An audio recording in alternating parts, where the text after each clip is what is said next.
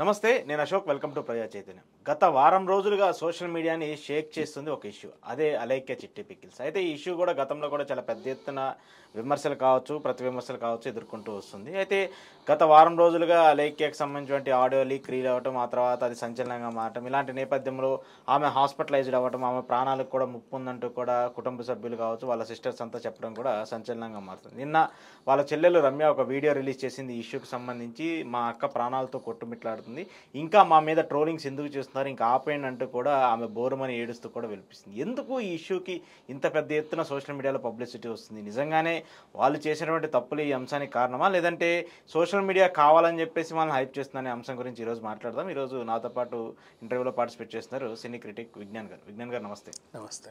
So ఏంటి sir, ఒక 1 week నుంచి సోషల్ మీడియా అంతా షేక్ అవుతుంది ఈ అలేఖ్య చిట్టి ఇన్సిడెంట్కి సంబంధించి. ఏంటి నిజంగానే అది వాళ్ళు హైప్ చేసుకుంటూ వస్తున్నారా, లేదంటే సోషల్ మీడియా వాళ్ళని హైప్ చేస్తుందా? రెండు పక్కన పెడితే ఫస్ట్ స్టార్ట్ అయినప్పటి నుంచి మళ్ళీ మాట్లాడుకుందాం. ఆ పిల్ల బూతులు తిట్టుతూ ఒకడికి మెసేజ్ పెట్టింది. తర్వాత పిల్ల రమ్య క్లారిటీ ఇచ్చింది, కానీ సరిగ్గా ఇవ్వాల. ఆ రెస్పాన్స్ 48 hours తర్వాత ఇచ్చేసరికి వీళ్ళ వైపు డ్యామేజ్ ఎక్కువ జరిగింది. ఇమీడియట్గా రెస్పాండ్ అయితే ఈరోజు అలేఖ్య చిట్టి వాళ్ళు స్టార్ అయ్యే వాళ్ళు, అవతలోడు డ్యామేజ్ అయ్యేవాడు. వాడు అడిగింది ఏంటో తెలుసా, నీ రేట్ మరీ ఇంత ఎక్స్పెన్సివా అన్నాడు, నీ పచ్చళ్ళు మరీ ఇంత ఎక్స్పెన్సివా అనలా. ఆవిడ రిప్లై ఇవ్వడం పచ్చళ్ళు కొనలేకపోతే నువ్వు ఎందుకురా అని చెప్పేసి అనింది, కానీ వాడన్న పదం మాత్రం నీ రేట్ మరీ ఇంత ఎక్స్పెన్సివా అన్నాడు. డైరెక్ట్ గా ఆమె టార్గెట్ చేస్తూ అన్నాడు చూడు. అండ్ నెక్స్ట్ 3 అమ్మాయిలు ఆడుతూ పాడుతూ సోషల్ మీడియాలో ఇలాంటి రీల్స్ చేస్తూ ఉంటే నెంబర్ పెడితే ఖచ్చితంగా 90% ఆకతాయిలే ఉంటారు. డెఫినెట్గా.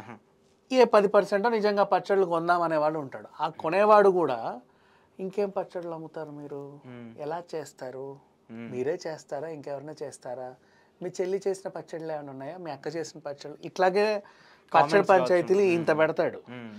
పచ్చడిలోనే పులిహోర కలిపే వాళ్ళు ఉంటారు. సో ఈ రేంజ్లో వీళ్ళు మాట్లాడుతా వాళ్ళకేంటి, అరే బాబు చాలేరా వాగింది, ఇకనైనా చెప్పు, కొంటావా కొనవా, సరే సార్ మీ ఆర్డర్ చెప్పండి, సరే సార్ ఆర్డర్ చెప్తాలే ఉండు కాసేపు, ఇంకా చెప్పు ఇంకేంటి సంగతులు, ఇలాంటి వాళ్ళు కూడా ఉంటారు. అవన్నీ కూడా తట్టుకుంటూనే వస్తున్నారు చాలా రోజుల నుంచి. సడన్గా వీడెవడో ఏదో అనేసరికి ఆవిడ బూతుతో మెసేజ్ పెట్టిందే, కానీ ఊరికే పొద్దున్న లేసినప్పటి నుంచి అలేఖ్య చిట్టి వాళ్ళు మాత్రం ఊరికే అందరిని అయితే తిట్టట్లా. వాళ్ళకు వచ్చిన ఫ్రస్ట్రేషన్ అది. మనము తర్వాత జరిగిందే చూస్తాం కానీ ముందేమైంది అనేది పట్టించుకోము ఎప్పుడు కూడా. వీడు అరిచింది కనబడుతుంది, వాడు చేసిన పెంట తెలియదు, చాట్ ఎంతో ఉంటుంది తప్ప. వీళ్ళ దగ్గర ఉన్న ప్రాబ్లం ఏంటంటే వాట్సాప్ది నెంబరే కదా వేసింది, ఎక్కువ ట్రాఫిక్ వస్తుంది దానికి. సో వాట్సాప్ ఎప్పటికప్పుడు క్లీన్ చేయాలి. ఆ టైమర్ పెట్టుకోకపోతే, క్లీనింగ్ లేకపోతే ఆర్డర్స్ మిస్ అవుతారు వాళ్ళు, లోడ్ అయితే స్ట్రక్ అయిపోతుంది.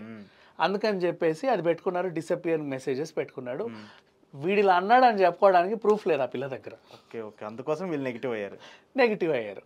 48 hours చాలా కష్టపడింది, ఏం చెప్పాలి, సరే వాట్ ఎవర్ జరిగింది, మొత్తం మన మీదే నెగిటివిటీ బాగా పెరిగిపోతుంది, ఒక క్లారిటీ అయితే ఇద్దామని ఆ పిల్ల క్లారిటీ ఇచ్చింది. ఆవిడ ఇచ్చిన దాంట్లో మంచి విషయమే ఉంది, కానీ తను ఏం చెప్పిందంటే ఒక ఇన్నోసెంట్ని తిట్టాము, మంచోడిని తిట్టాల్సి వచ్చింది, ఇంకొకడికి పెట్టాము యాక్చువల్గా మెసేజ్ అంది. కానీ యాక్చువల్గా ఏ పిల్ల ఎవరినైతే ఇన్నోసెంట్ అని మనసు చంపుకొని అనిందో వాడే కల్ప్రిట్, మెయిన్ పర్సన్ అతనే, వాడే యాక్చువల్గా జరిగింది. ఇది మనకి ఈ విషయం తెలియదు.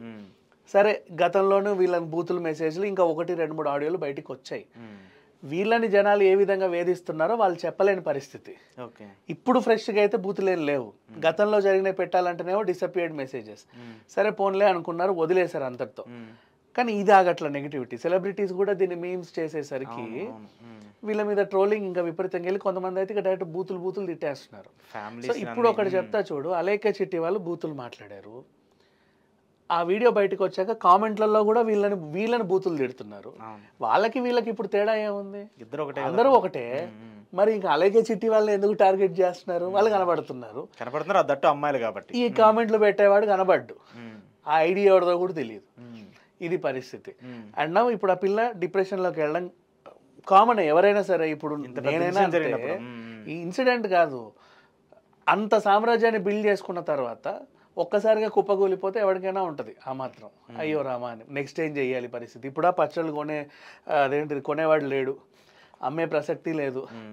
ఇంకొకటి ట్రెండ్ అయింది, ఎవడైతే ఆల్రెడీ కొన్నాడో త్రో బ్యాక్ అలైకే పికిల్స్ అనేది ఒక ట్రెండ్ చేసి వాడు పడేసుకుంటూ వీడియోలు పెడుతున్నారు. అవునా? తోక్కుకుంటూ కాల్ చేస్తూ అలైకే చిట్టి పికిల్స్ ఇలా అంటూ మేము తినం ఈ దరిద్రాన్ని అని, అనవసరంగా కొన్నాం, పోతే పోనీ 1000 రూపాయలు నష్టమేం లేదు, బట్ నేను పడేసా చూడండి. ఆ ఫొటోస్ బాగా ట్రెండ్ అయ్యాయి, నెగిటివిటీ వచ్చింది. అండ్ నెక్స్ట్ యాక్చువల్గా చెప్పాలి అంటే వీళ్ళు దీనికి అంత ఫీల్ అవ్వాల్సిన అవసరమేం లేదు. డిప్రెషన్ అంటే తెలుగు లాంగ్వేజ్లోనే డ్యామేజ్ జరిగింది. ఈ పిల్లలు ఇంకో 2-3 భాషల్లో మాట్లాడుతున్నారు, వేరే భాష వాళ్ళకి చెప్పుకోవచ్చు. మీద ఏదో నెగిటివ్ అయింది కదా, ఏం లేదండి బెట్టింగ్ యాప్ ప్రమోట్ చేస్తే సెలబ్రిటీలు అందరిని ఎలా అరెస్ట్ చేశారు, మాకు కూడా అలాగే నోటీసులు వచ్చాయని చెప్పి ఓహో అంతేనా, సర్లే ఆ పచ్చడి ఎంత అంటారు, అంతకుమించి ఇంకేం అనరు. వీళ్ళు కూడా ఉన్నారని చెప్పి నిన్న అన్వేష్ కూడా ఒక వీడియో చేశారులే. కాకపోతే దీనివల్ల జరిగిన ఇంకో డ్యామేజ్ ఏంటంటే ఈ బూత్ పురాణం బయటకు వచ్చేసరికి వీళ్ళు కూడా బెట్టింగ్ యాప్ లో ఉన్నారనే విషయం బయటకు అర్థమైంది. లేకపోతే తెలియదు. ఇలా అలైకే చిట్టి లాంటి వాళ్ళు చాలా మంది ప్రమోట్ చేశారులే, చిల్లా చిత్కా వాళ్ళు చాలా మంది ప్రమోట్ చేశారు. వాళ్ళు అంటిల్ అండ్ అన్లెస్ వాళ్ళు ఫేమస్ అయితే తప్ప తెలియట్లా. ఈ పిల్లలు మామూలుగా 3 పిల్లలు ఆడుతూ పాడుతూ వీడియోలు పెడితే 100% ట్రోల్ అవుతారు, చేస్తారు. నెంబర్ పెడితే ఖచ్చితంగా అటాకే చేస్తారు. ఆ బిజినెస్ ని కొనే వాళ్ళే తక్కువ ఉంటారు, వీళ్ళని ఆట పట్టించే వాళ్ళే ఎక్కువ ఉంటారు, మెజారిటీ. అండ్ నవ్వు ఇప్పుడు సరే మహిళా సంఘాలు ఇప్పుడు వీళ్ళని తిడుతున్నారు, కానీ ఫస్ట్ డే కనుక లేదండి యాక్చువల్గా వాడు అన్నమాట ఏంటో తెలుసా, నన్ను ఇలా అన్నాడు అందుకు నేను తిట్టాను అని చెప్తే మహిళా సంఘాలు వీళ్ళకి సపోర్ట్ చేసేవాళ్ళు. అయినప్పటికీ ఆ బూతులకు చాలా ఇబ్బందిగా ఉన్నాయి. సపోర్ట్ అయితే చేయరేమో, బట్ బూతులు చాలా ఇబ్బందిగా ఉన్నాయి, మరీ దారుణంగా, అంటే మితిమీరి ఒక మోతాదుకు మించి ఉన్నాయి.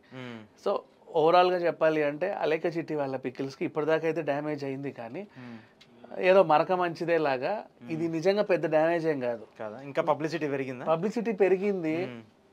అండ్ ఈ అమ్మాయిల్ని వేరే లాంగ్వేజెస్లో వీళ్ళు అమ్ముకోవచ్చు, తెలుగులో మళ్ళీ స్లోగా ఎలా సారీ చెప్పారు కాబట్టి మళ్ళీ రీబిల్డ్ చేసుకొని ఇప్పుడు కొంతమంది సింపతి కూడా వచ్చింది, అయ్యో పాపం అని. ఓ వీడియోలు 2-3 పెట్టేసి నిజంగానండి మమ్మల్ని కూడా అలా అన్నారు కాబట్టి మేము ఇలా చేయాల్సి వచ్చింది, లేకపోతే మేము ఎందుకు తిడతాము, అయ్యో ఆడపిల్లలు ఆల్రెడీ చెప్పుకున్నారు, మళ్ళీ గెయిన్ చేసుకోవచ్చు. అలా నిలబడ్డ వాళ్ళు కూడా చాలా మంది ఉన్నారు యాక్చువల్గా చెప్పాలి అంటే. సో ఇది పెద్దగా పట్టించుకోవాల్సిన అవసరం అయితే లేదు. ట్రోల్ చేస్తారు చాలా మంది, ఇప్పుడు ఇది అమ్మాయిలు తిట్టారు కాబట్టి ట్రోల్ చేశాడు, అదే ఒక అబ్బాయి వీళ్ళని అనుంటే ఈ రోజు ఇంత ఉండేది కాదు. ఇది ఇష్యూ మనం మాట్లాడే వాళ్ళం కూడా కాదు. కానీ ఇక్కడ ఒక విషయం అంటే ఇది పబ్లిసిటీ చేసుకోవడం వల్ల వాళ్ళకి ఏదో బిగ్ బాస్ ఆఫర్స్ వస్తున్నాయి, ఇలాంటివి కూడా పెద్ద వైరల్ అవుతున్నాయి. సోషల్ మీడియాలో కొంతమంది మాట్లాడుతూ వస్తున్నారు, బిగ్ బాస్ గురించి రివ్యూలు చెప్పేవాళ్ళు వాళ్ళు వీళ్ళు.